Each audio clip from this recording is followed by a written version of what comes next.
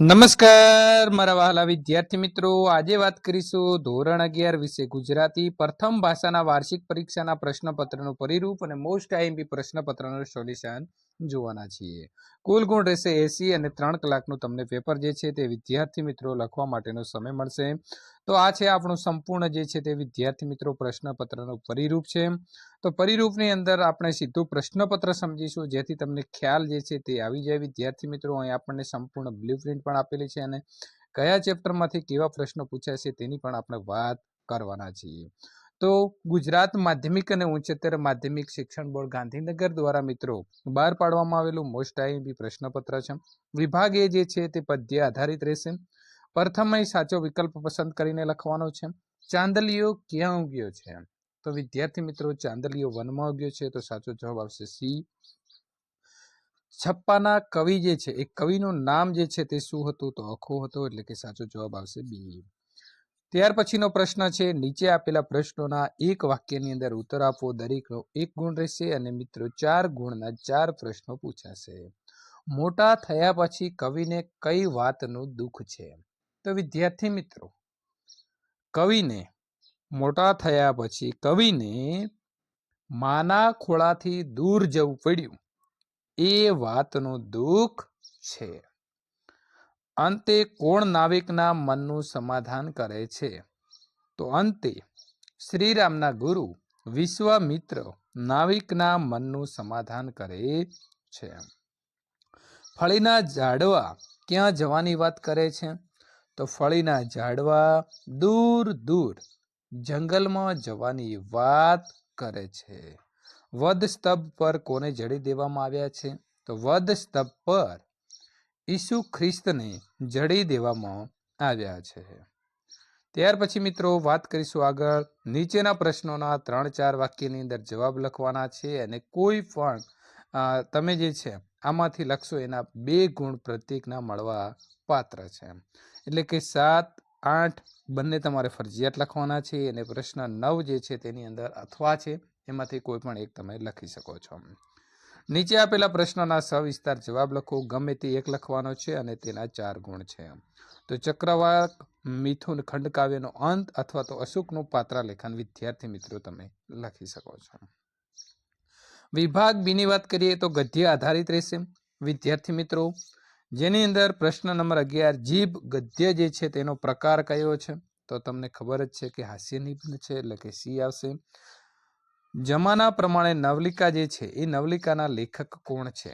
તો મિત્રો વસુબેન ભટ્ટ છે, એટલે કે બી સાચો જવાબ આવે છે.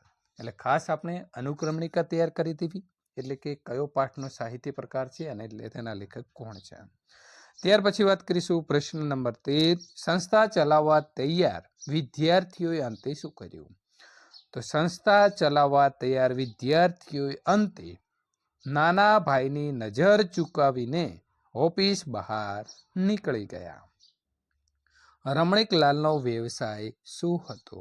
તો રમણીકલાલનો વ્યવસાય પોતે ફોરેસ્ટર ઓફિસર હતા અને તેઓ શાકના 2 નંબરનો વ્યવસાય પણ સાથે કરતા હતા. પ્રશ્ન નંબર 15 જીને અધિકાર માટે સી શરત મૂકી છે? તો જીને અધિકાર માટે જીન એના ઘરમાં આવે એટલે અધિકારે બીજા કોઈ માણસને ઘરમાં નહીં આવવા દેવો એવી શરત મૂકી છે. આપણામાં કેવી મનોવૃત્તિ દ્રઢ થઈ ગઈ છે? તો આપણાથી ભલા કામો જે છે તે જાતે ન કરી શકાય, એ કામ તો સરકાર જ કરી શકે એવી મનોવૃત્તિ જે છે તે દ્રઢ થઈ ગઈ છે. પ્રશ્નના 3-4 વાક્યની અંદર જવાબ આપવાના છે અને પ્રત્યેકના 2 ગુણ રહેશે, એટલે કે એક પ્રશ્નનો જવાબ આપો છો તો 2 ગુણ મળવા પાત્ર રહેશે. બાપુલાલે નટના કર્તવ્ય અંગે જયશંકરને શું કહ્યું? શાળાની ભીત કેવી થઈ ગઈ છે સાથી? ભૈરવ કાકા કોણ હતા, તેમની વિશેષતા? સ્નેહને વિરલ અલી ડોસાને ક્યારે સમજાયા? અથવા તમે અહીં મિત્રો સવિસ્તાર જવાબ લખવાના છે. તેમાં રેફરન્સ બુકમાં બાનું રેખાચિત્ર અને બુરાઈના દ્વાર પરથી લોકકથાના આધારે જમકુ અને જમનાનું દાંપત્ય જીવન. વિભાગ સી સંપૂર્ણ મિત્રો જે છે તે વ્યાકરણ આધારિત રહેશે. નીચેના વાક્યની અંદર વિરામ ચિહ્નનો ઉપયોગ કરી વાક્ય ફરીથી લખો. લાંબા છે જ્યાં દિન, પ્રિય સખી રાત્રિએ દીર્ઘ દેવી. તો વિદ્યાર્થી મિત્રો, પ્રથમ તો બંને બાજુ જે છે તે આપણે અવતરણ ચિહ્ન મૂકી દઈશું. ત્યાર પછી લાંબા દિન, દિન પછી અલ્પવિરામ આવશે. સખી છે તેના પછી અહીં ઉદ્ગાર ચિહ્ન આવશે.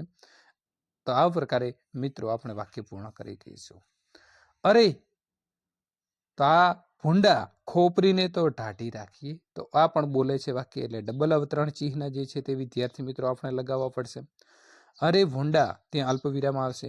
ખોપરીને તો ઢાઢી રાખીએ, તો ત્યાં પાછું શું આવશે? પૂર્ણ વિરામ આવશે. કૌંસમાં દર્શાવ્યા મુજબ વાક્યનું રૂપાંતર કરો. તો નિકુંજ હૈયા ફાટ રડ્યો, ભાવે વાક્ય બનાવવાનો છે, ખાસ સાંભળજો. નિકુંજ થી હૈયા ફાટ રડાયું, નિકુંજ થી હૈયા ફાટ રડાયું. પાણી તો હવે દીકરીનું મોઢું જોઈને જ પીવાશે. તો પાણી તો તઈ હવે નીકળી જશે, દીકરીનું મોઢું જોઈને પીવાશે, ત્યાં પીસ, તો એ શું બની જશે? કર્તરી વાક્ય બની જશે. ત્યાર પછી આગળ વાત કરીશું. કૌંસમાં દર્શાવ્યા મુજબ તમારે વાક્યને પરિવર્તન કરવાનું છે. મિત્રો, પ્રશ્ન નંબર 25, અમે કાલે અમદાવાદ આવવાના છીએ. તો અહીં તમારે નિષેધ વાક્ય બનાવવાનું છે. તો છીએ એની જગ્યાએ ચેકી અને તમારે પાછળ લખી દેવાનું છે નથી. અમે અમદાવાદ આવવાના નથી. વરસાદ પડે તો નાહવાની મજા આવે, ઉદ્ગાર વાક્ય બનાવો. તો મિત્રો, અહીં જે છે તો આપણે નાહવાની કેવી મજા આવે અને પાછળ ઉદ્ગાર ચિહ્ન લખાઈ દઈશું. મજા છે એની આગળ કેવી લગાવી દઈશું, તો ઉદ્ગાર વાક્ય બની જશે. નીચેના વાક્યમાં પ્રત્યય ખોટા વપરાયા છે, તો તે આપણે સુધારીને લખીશું. જીવનમાં અંત આવતા સુધી ચાલે છે. તો મિત્રો, જીવનનો અહીં મો છે ચેકી અને પાછળ લખાઈશું નો. જીવનનો અંત આવતા સુધી ચાલે છે. નીચે આપેલા રૂઢિપ્રયોગનો અર્થ આપી વાક્યમાં પ્રયોગ કરો. તો ગળ ગળો, ગળો ગળ આવી જવું. તો ગળો ગળ તમે ક્યારે આવી જાવો છો? તો કંટાળી જવું. તમને ખબર છે ઘરમાં નાનો છોકરો હોય અને એ પણ તોફાની હોય, તો છોકરો તોફાની હોવાથી આખું ઘર ગળો ગળ આવી ગયું. ત્યાર પછી મિત્રો આગળ આપણે સમાનાર્થી શબ્દ જે છે તેની શોધીને જોડે લખવાની છે. તો પ્રથમ છે આળિયું. તો આળિયું એટલે ગોખલો અથવા તો તાકો, બરાબર, જેમાં આપણે કંઈક વસ્તુ મૂકવા માટે ઘરમાં બનાવેલું હોય છે. શ્રી કૃષ્ણ તો આવશે દેવકી નંદન અથવા તો શ્યામ સુંદર. વિરુદ્ધાર્થી શબ્દ લખવાના છે. નિરક્ષર, તો મિત્રો શું આવશે? તો નિરક્ષર તો આવશે સાક્ષર, બરાબર છે, તો આપણે ત્યાં લખીશું સાક્ષર. અને રાજી, તો ત્યાં આવશે નારાજ. તો આ પ્રકારે આપણે લખીશું. ત્યાર પછી નીચે આપેલા શબ્દો માટે યોગ્ય શબ્દ સમૂહ લખવાનો છે. કાચીયો, શાકભાજી વેચવા વાળો. શું લખીશું? શાકભાજી વેચવા વાળો. સોમરસ, તો એમાં લખીશું સોમવેલીનો રસ, જે બ્રાહ્મણો જ પચાવી શકે છે. દાંડલી, તો દાંડલી એટલે એનો તળપદા શબ્દનું શિષ્ટ રૂપ કરીએ તો શું થાય? કુંપળ, કુંપળ અથવા તો કુણી ડાળ. ઘરડાઈ, તો એનું થશે મિત્રો ઘરડાય, ઘરડાય. ત્યાર પછી આગળ લખીશું સંયોજક શોધીને. જ્યારે ગુસ્સો આવે ત્યારે મૌન રહેવું. તો જ્યારે અને ત્યારે એ બંને સંયોજક છે.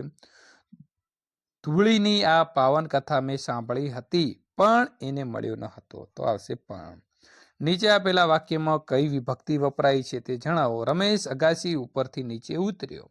તો વિદ્યાર્થી મિત્રો, પાંચમી જે આપણી છે એ પંચમી વિભક્તિ અપદાના વિભક્તિ જે છે તે અપદાના વિભક્તિ વપરાય છે. મહેશ ચપ્પુથી શાક સમારે છે, તો આમાં આવશે તૃતીયા, જેને આપણે કરણ વિભક્તિ કહીશું. વિદ્યાર્થી મિત્રો, નિમણૂક છે, તો નિમણૂકને આવી રીતે આપણે લખીશું નિમણૂક, બરાબર. અને રિશેષ જે છે તેને રિશેષને પણ આગળ લઈ લઈશું, નાનો રી, ત્યાર પછી સસલાનો સ અને બીજો પણ સસલાનો સ, રિશેષ. આ પ્રકારે લખીશું. ત્યાર પછી અહીં અનેક અર્થી શબ્દો જે છે તેનો અર્થભેદ લખવાનો છે. આ પૂર, જે પેલું પૂર છે એટલે પૂર એટલે નગર, અને બીજું પૂર એટલે પાણીની અંદર જે પ્રવાહ વધી જાય છે તે. આ પાણી જેને આપણે કહીશું જળ, અને બીજું પાણી એટલે થશે હાથ. આવરણ તો મિત્રો શું થશે? આભૂષણ અથવા તો ઘરેણું. અને દૈત એટલે થશે પ્રિય. ત્યાર પછી વિભાગ ડી અર્થગ્રહણની વાત કરીશું. તો તમારે કાવ્ય વાંચવાનો છે અને ત્યાર પછી જવાબ આપવાનો છે. વિદ્યાર્થી મિત્રો, આ કાવ્યમાં માધવ કોનું નામ છે? તો માધવ એ કોનું છે? કૃષ્ણનું નામ છે. તો અહીં આપણે પ્રશ્નમાંથી જવાબ મેળવી લખી દઈશું. ખબર અમારી લેતા જજો, આવું કોણ કહે છે? તો આ ગોપી કહે છે. બરાબર. ગોપી કેવી રીતે નયન લગાવવાની વાત કરે છે? તો નાચણ પગલે નેણ લગાવજો. ચોખ્ખું લખ્યું છે. તમે જેવું આ કાવ્ય વાંચશો તો તમને ખબર પડી જશે. અને આ કાવ્યનું યોગ્ય શીર્ષક આપો તો માધવ વળતો આંજ્યો હો. આ પેલું જ વાક્ય જે છે તે વિદ્યાર્થી મિત્રો તેનું શીર્ષક તમે લખી શકો છો. હવે આપણે આગળ વાત કરીશું. તો મિત્રો અહીં ગદ્યખંડ વાંચવાનો છે, તેને ખાસ સમજી લેવાનો છે અને ત્યાર પછી આપેલા પ્રશ્નોના જવાબ આપવાના રહેશે. વિભાગીની અંદર લેખન સજ્જતા રહેશે. કોઈ પણ ત્રણમાંથી એક 200 શબ્દની અંદર નિબંધ લખવાનો છે. દીકરો દીકરી એક સમાન, વિજ્ઞાન વરદાન કે અભિશાપ અને ઋતુરાજ વસન. ત્યાર પછીનો પ્રશ્ન છે તેમાં અહેવાલ લેખન લખવાનો છે અને વૃક્ષારોપણ કાર્યક્રમ જે છે તેના વિશે તમારે અહેવાલ લખવાનો રહેશે. નીચે આપેલી પંક્તિઓની આશરે તમારે 100 શબ્દોની અંદર વિચાર વિસ્તાર લખવાનો છે. હા પસ્તાવો વિપુલ ઝરણો સ્વર્ગથી ઉતર્યું છે, પાપી તેમાં ડૂબકી દઈ પુણ્યશાળી બને છે. તો વિદ્યાર્થી મિત્રો, અહીં સંપૂર્ણ સોલ્યુશન પૂર્ણ કરીએ છીએ. આ પ્રકારના પેપર મેળવવા માટે અહીં આપેલી એન્ડ સ્ક્રીન ઉપર ક્લિક કરી શકો છો.